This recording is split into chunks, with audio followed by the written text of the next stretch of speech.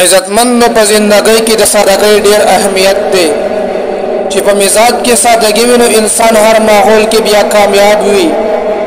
وایي چې ښځه سادګي اختیار کړي نو ټوله معاشره به سادګي اختیار کړي. د زندګۍ نه به تکلیف وځي لیکن که ښځه چېرته سادګي نه خپلوي نو بیا به خاوندان غریبانان مجبوراً د هغوی فرمایش پوره کولو دپاره دیګه په دیګه ګرځي. حلال او حرام به پرېږدي خو صرف پیسې به پیدا کوي. په زندګۍ کې چې کوم شی هم تا ته په اسانه سره میلاو شي نو هغه فوراً قبول کا، او که سادګي ته خپله نه کړې نو بیا به ستا خاوند هر وخت پریشانه وي. هغه غریب به بیا مجبوراً د کور نه بهر وخت ډېر تېروي نو بیا به ته ګیلې او شکوې کې، بیا به ته وایي چې خاوند ماله وخت نه راکوي او همیشه وخت د کور نه بهر تېروي.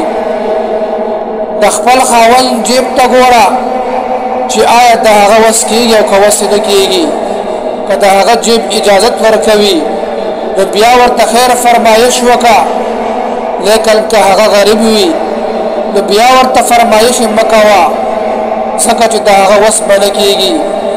بیا به هر وخت هغه غمجن وي چې ما د خپلې ښځې فرمایش پوره نه کړو. د رسول الله صلی الله علیه وسلم د بیبیانو سیرت ته نظر وکړه چې هغوی څرنګه خپل خواهشات پرېښودل. د اسلام لپاره هغوی بې شماره قربانیانې ورکړلې نو ته لږه قرباني نشې ورکولی.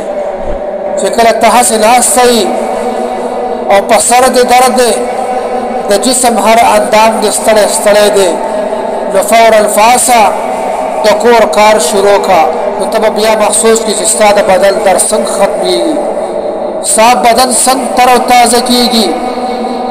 لہذا ښځو له پکار دي چې هغه خپل ذات کې سادګي اختیار کړي او همیشه خپل خاوند ته د عزت په نظر باندې